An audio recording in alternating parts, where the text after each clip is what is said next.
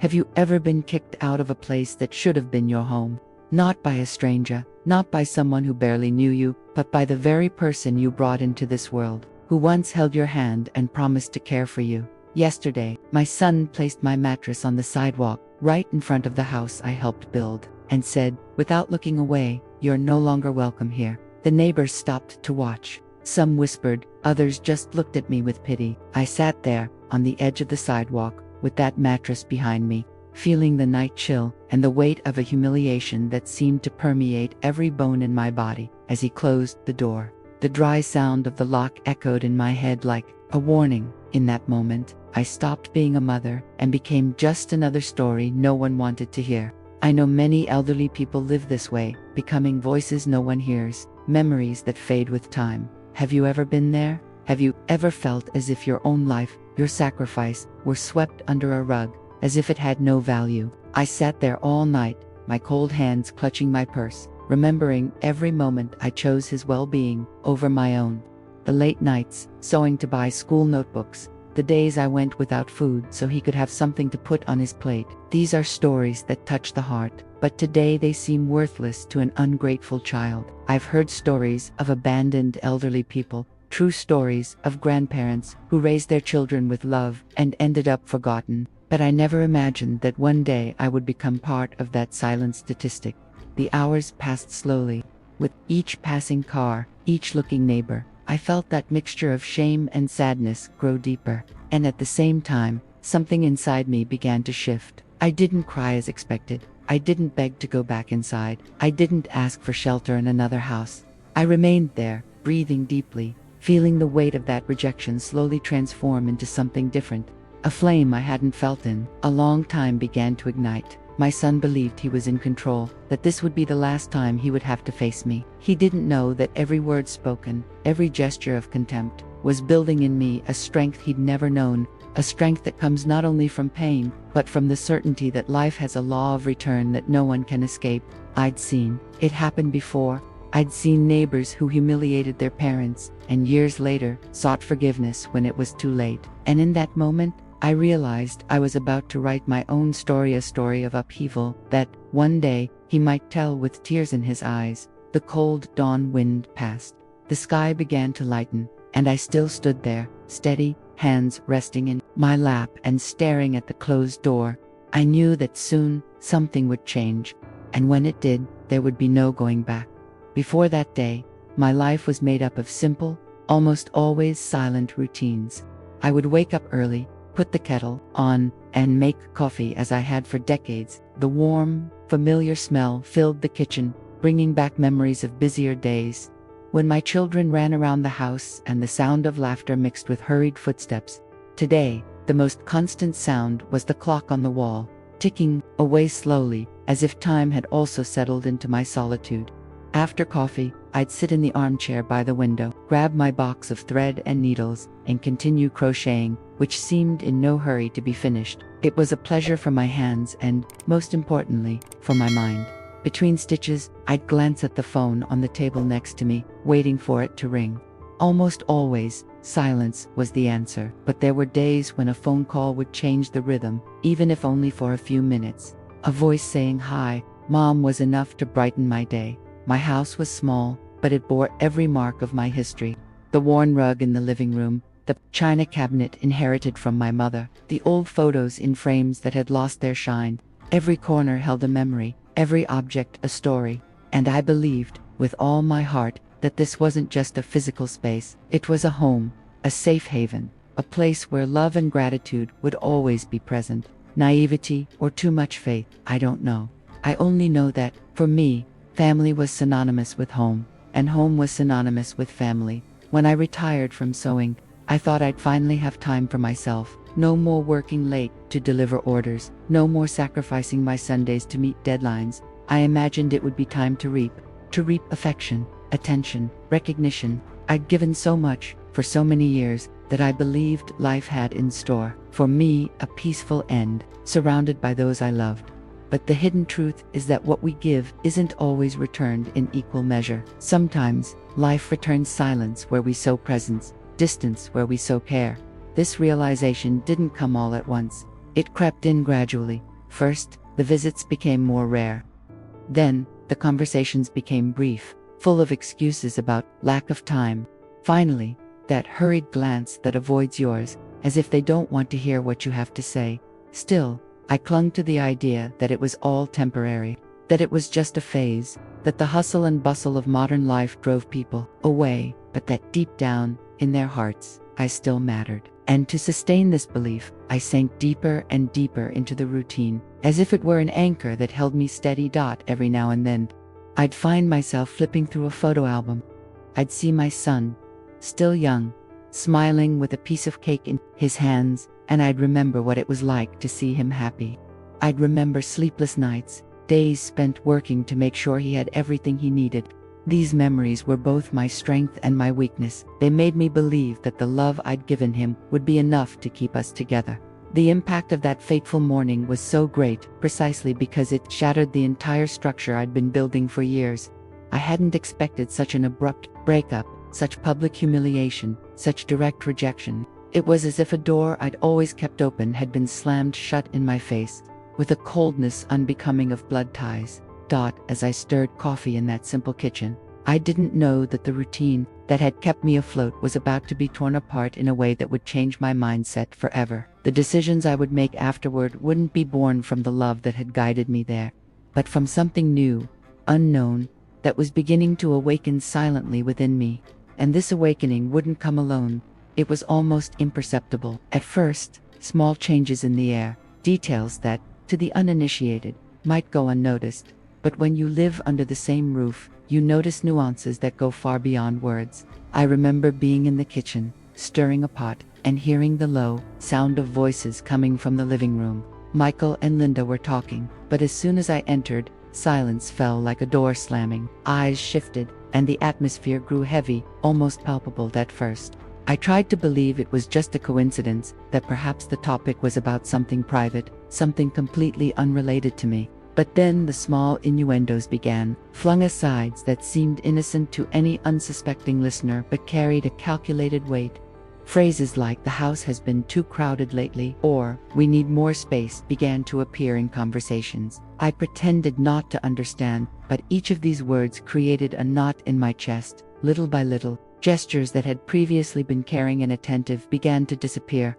The coffee Michael used to make when I woke up was no longer on the table. Linda, who always offered to help me with the laundry or the groceries, began locking herself in her room with her phone, avoiding all contact. Even dinners, once moments of togetherness, became awkward silences, as if my presence were an annoying noise everyone preferred to ignore. And there was the look. It wasn't anger, but something deeper and colder, impatience, a look that said, without words, that I was in the wrong place. When I entered a room, conversations would stop or change subject instantly. There was a silent code between them, as if they were aligned on a plane of which I was not a part. This was the hidden truth that was beginning to unfold before me, a planned, step-by-step separation. I remember one particular Sunday. I was sitting on the porch, crocheting, while they organized boxes in the garage. I heard Linda say, in that low voice that carried more venom than any scream, "We need to resolve this situation before it gets worse." Michael didn't respond, but his silence was even harder to bear. These small episodes began to have a direct impact on my mindset. I'd always believed that to live in harmony, all I needed to do was act with kindness and respect. But I realized that kindness isn't always enough to stop someone from trying to push you out of your life. It was a painful revelation, an internal transformation that made me realize I would need to make different decisions from then on. I began to observe more, to hear what wasn't said. I noticed how Linda rearranged things in the kitchen to make it difficult for me to access them, or how Michael avoided including me in conversations about the house. Small, cold gestures that, in isolation, might seem insignificant, but together they painted a clear picture. I was being slowly pushed out. What hurt most wasn't the lack of kind words, but the lack of recognition for everything I'd done. It was as if my entire journey, my sacrifices, and my story no longer mattered. I'd become invisible in the place where I should have felt most safe. These signs, however subtle, had the power to erode any sense of belonging. I saw, behind the scenes of that seemingly normal routine, the construction of something greater, something that was about to reveal itself. I didn't yet know the magnitude of the approaching change, but I sensed, with every cold look and every interrupted conversation, that my life was about to cross a point of no return. For a while, I convinced myself it was all just a bad day. People go through difficult times, I thought. Maybe Michael was overwhelmed at work. Maybe Linda had her own worries. I tried to justify every cold gesture, every prolonged silence, like someone clinging to a rope that's already fraying. The idea that it could be something bigger, something planned, was too painful to accept. So I decided to believe the most comfortable version. Everything would soon return to normal. I continued my routine as if nothing was happening. I made coffee in the morning, organized the kitchen, tended the plants on the balcony. Sometimes, I even overheard a conversation between them that seemed lighter, and this gave me a false sense of security. It was like a sunny day in the middle of a storm, warm, but temporary. I allowed myself to believe that the bad weather would pass, that the home I knew still existed. There were times when I almost convinced myself I was overreacting. One afternoon, for example, Linda offered me a cup of tea. It was quick, without a smile, but still a gesture that made me think things could get better. I clung to crumbs of kindness, as if they were signs that the relationship could still be rebuilt. But it was on an ordinary morning, seemingly like any other, that the blow came. I was in my bedroom, folding some freshly washed clothes, when I heard a heavy shuffling sound in the hallway. Going out to check, I found Michael and Linda carrying my mattress through the house. There was no word of explanation, just the sound of the springs creaking and the firm gaze of someone who didn't want to argue. "What are you guys doing?" I asked, trying to keep my voice calm. "It'll be better this way," Michael replied, without looking at me.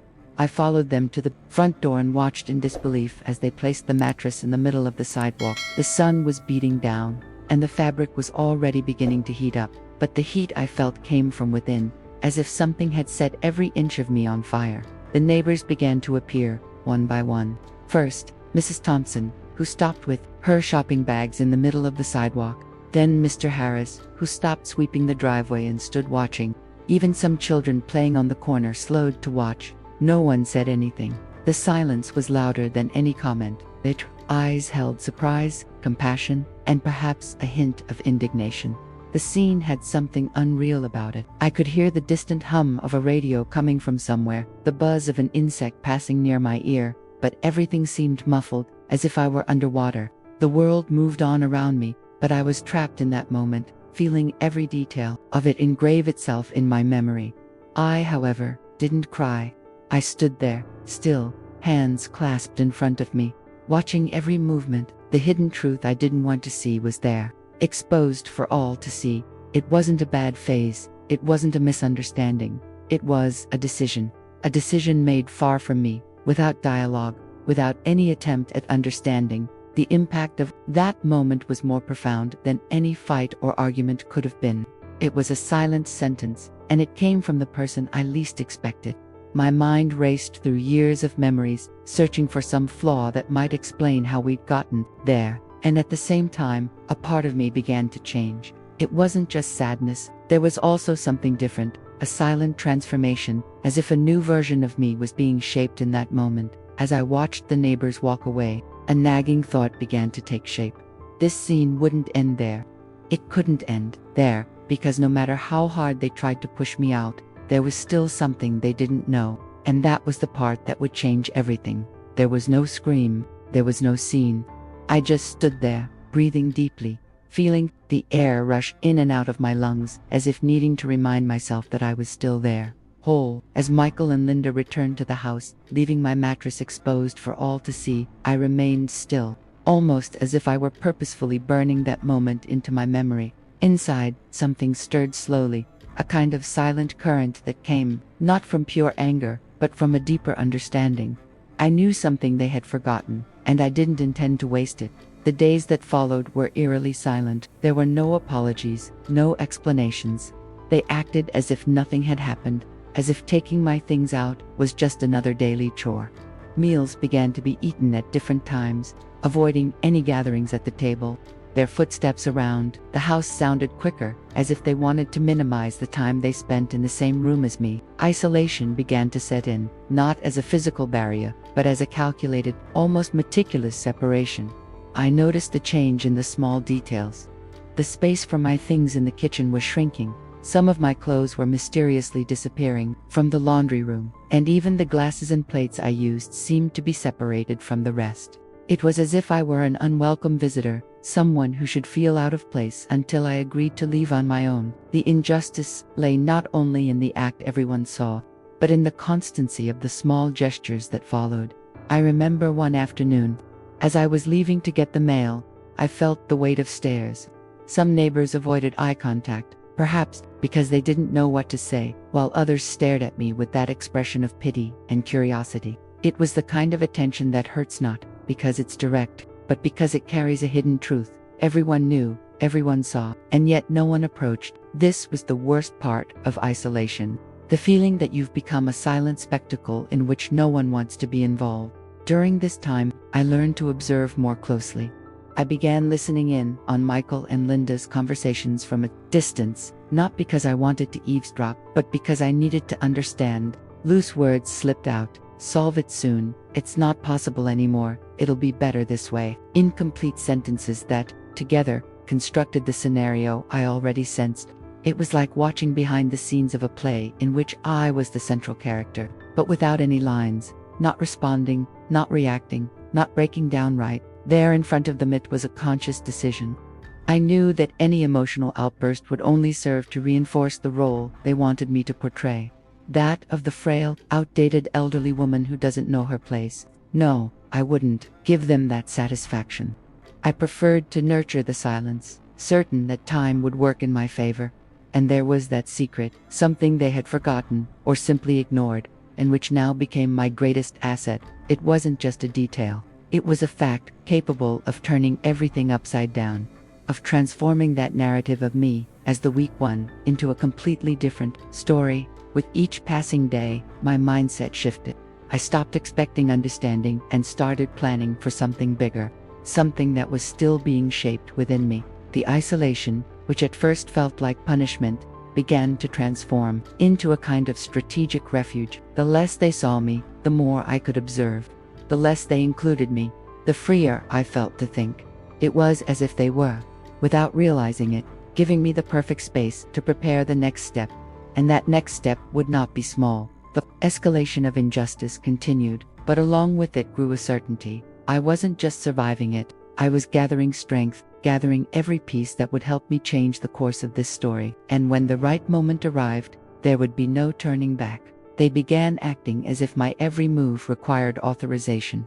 I no longer had the freedom to decide what to cook, when to do laundry, or even where to sit in the living room. Linda took control of the kitchen, moving spices around, storing pots and pans in high cabinets out of my reach. Michael, in turn, began to manage the household bills, as if I were incapable of managing my own expenses.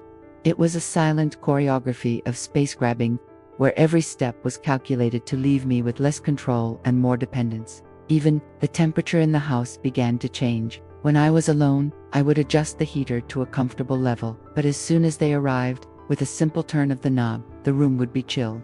It wasn't about heat or cold, it was about control. Small daily decisions that were once my own began to be corrected by them, as if my way of life were outdated. The most ironic thing was knowing that, deep down, that house existed because of me. Years ago, when Michael was still a teenager, and life's responsibilities seemed distant to him, I worked late into the night, sewing under the dim light of a kitchen lamp. My hands would ache, my eyes would burn, but I kept going. Every dress, every school uniform I sewed, every hour of overtime was part of the construction of that roof that now covered me and, ironically, also isolated me. Little by little, I began to speak.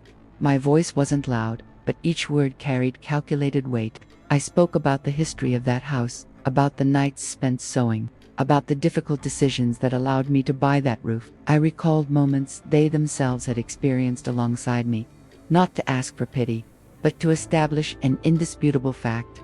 Nothing that existed there had come into being without my effort and my presence. As I spoke, I noticed small gestures of discomfort, a glance away, a fidgety hand, an impatient sigh. I knew I was touching on points they'd rather forget. And in that moment, I realized the control they'd tried to exert over me was beginning to dissipate. but there was still more to be said, and what came next would leave no room for doubt about who truly had the right to decide the future of that house and, more importantly, the course of my own life. The silence that fell over the room was so thick, I could hear my own breathing. I looked directly at Michael and Linda, without looking away, and said, with a firmness that didn't require shouting, "This house is mine, and you have until tomorrow to leave." The sentence came out clear, sharp, like a blade that pierces through any attempt at pretense. For a moment, no one moved. It was as if time had stopped, freezing every expression in the air. Michael, visibly taken aback, tried to laugh, as if turning something serious into a joke to buy time. But when he noticed my gaze didn't change, the laughter faded and gave way to a defensive tone.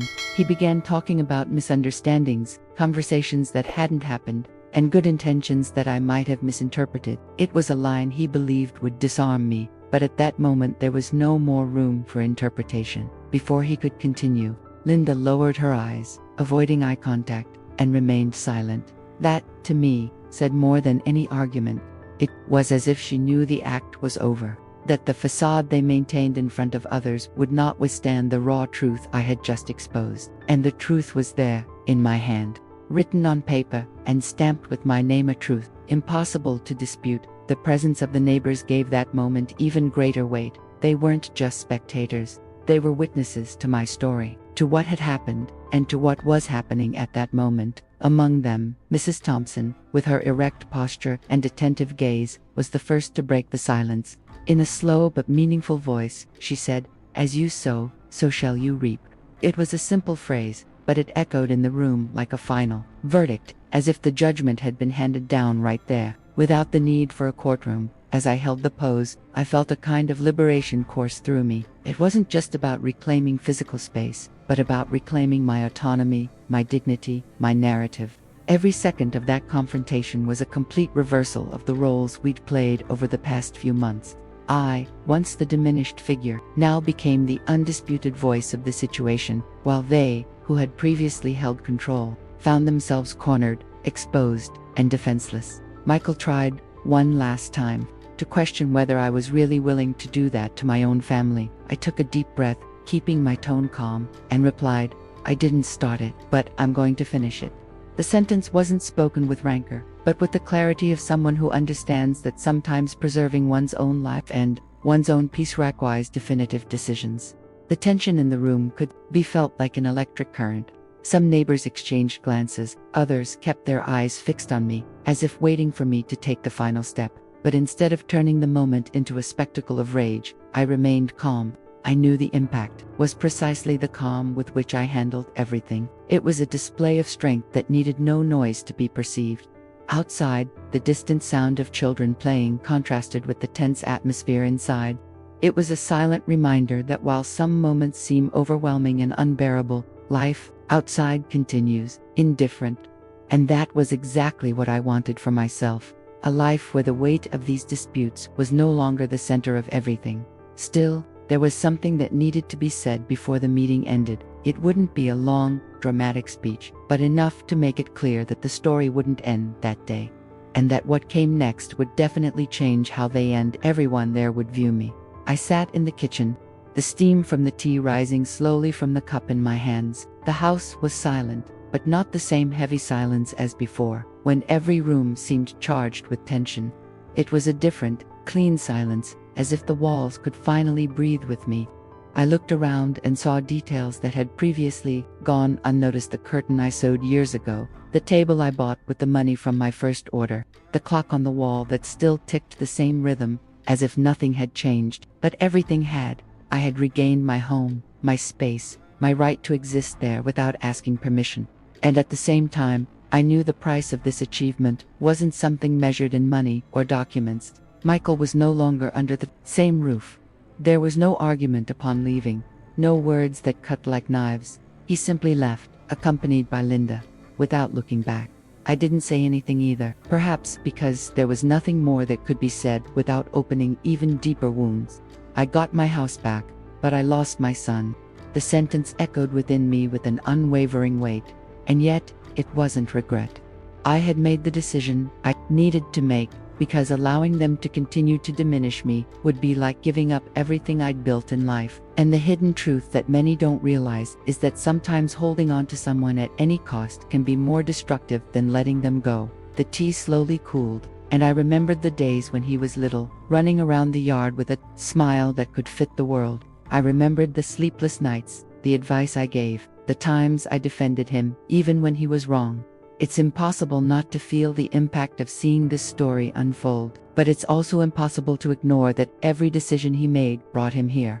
I thought of the people who had been present in the room that day, the silent witnesses who watched the truth being laid out on the table without shouting or threats, only with the strength that comes from certainty. I remembered Mrs. Thompson's gaze, firm, almost proud, and how her words, "As you sow, so shall you reap," hung in the air like an inescapable reminder.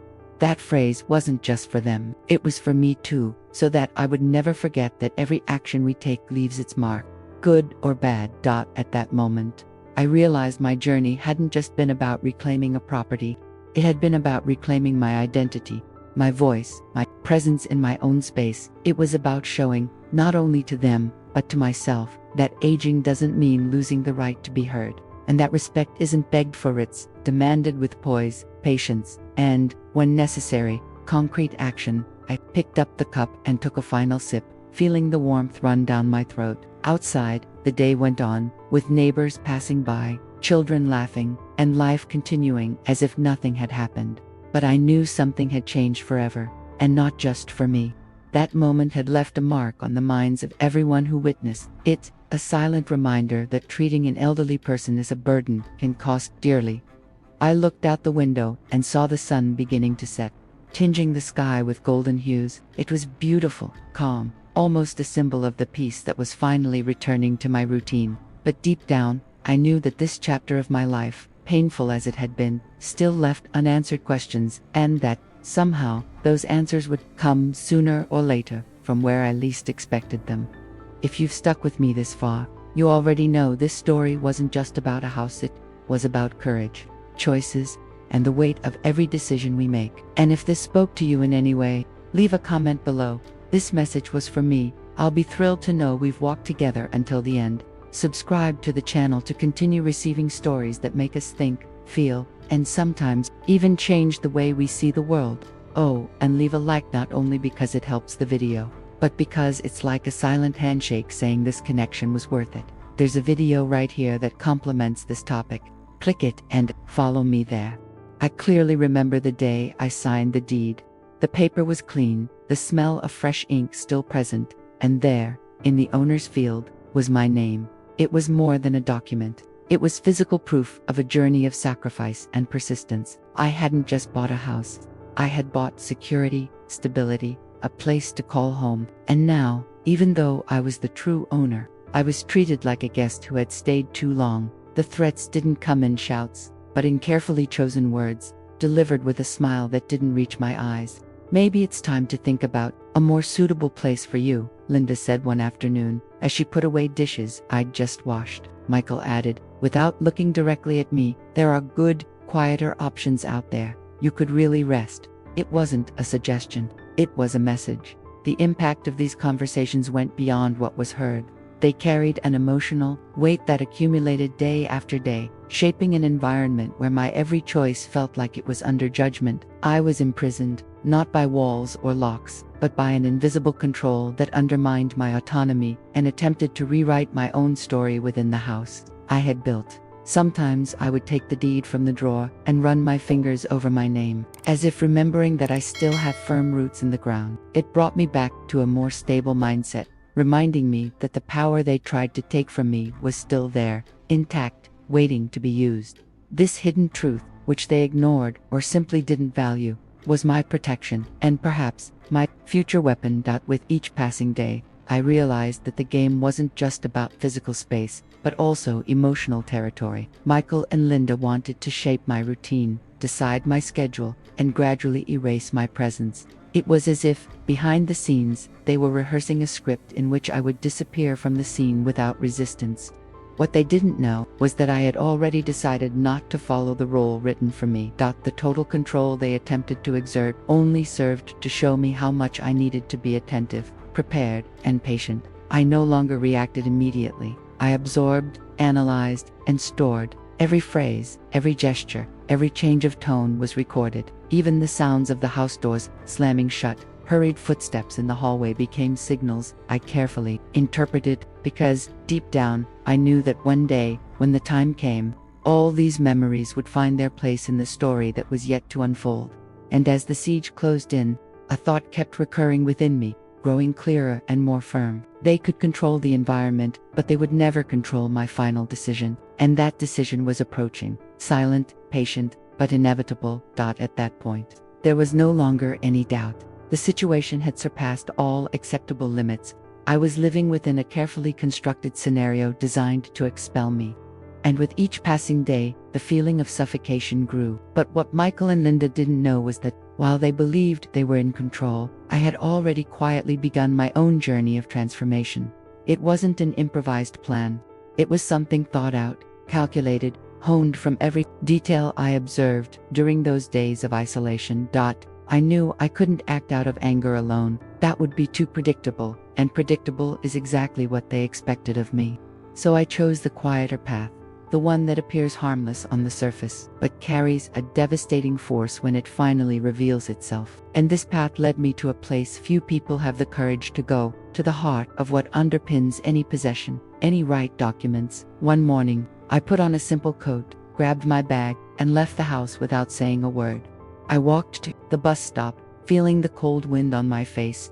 It was strange, but that feeling of freedom, even if temporary, gave me a new lease on life. No one followed me. No one asked where I was going. Maybe they thought I was just escaping the tension at home. But the truth is, I was heading toward something that could change everything.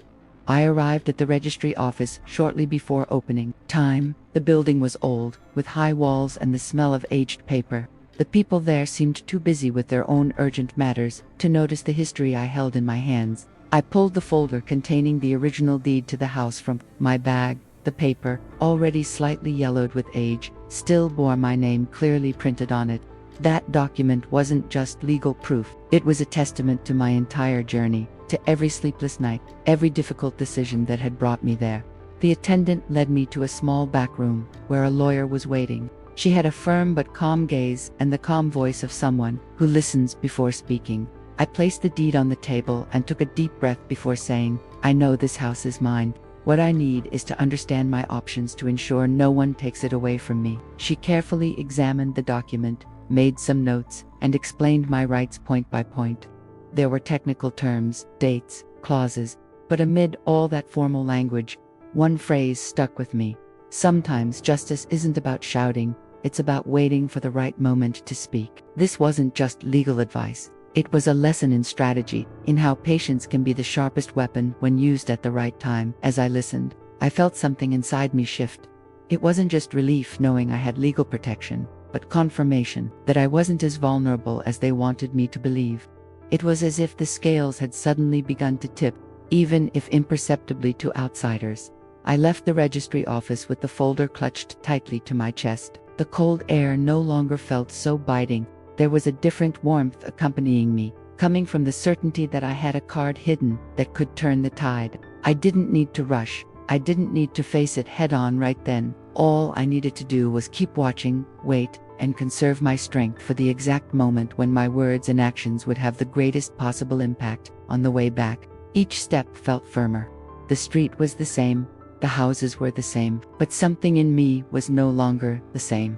I carried not only the proof of my right, but also the full awareness of the power it gave me. And deep down, I knew the right moment was approaching faster than they imagined. When I returned home, that afternoon, the briefcase clutched tightly to my chest, I realized something had changed forever. It wasn't just the security of having a document that protected me. It was the clarity of knowing exactly how to use that silent weapon at the right moment. And from that moment on, my every gesture had a calculated purpose. I was no longer simply surviving in that hostile environment. I was implementing my own strategy, invisible to them but increasingly evident to me. For the next few days, I maintained my routine as if nothing had happened. I continued helping with household chores, maintaining the same calm tone of voice, without showing any signs of confrontation. Inside, However, I was assembling the pieces of something much larger. I remembered the lawyer's words. Sometimes, justice isn't about shouting. It's about waiting for the right moment to speak, and realized that real power lay not in the speed of the response, but in the precision of the blow. The right moment would require more than documents. It would require witnesses, outside eyes, people who could confirm every word and every action. And that's when I realized that the neighbors, those who had witnessed my mattress being placed on the street in embarrassed silence, would be crucial. They had already seen part of the story, but now they would see it all. I began to chat casually with some of them, resuming small interactions that had been interrupted by the tension of the last few months. We talked about the weather, the street, old memories. I was rebuilding the bridge that isolation had tried to destroy. And, little by little, I felt empathy returning.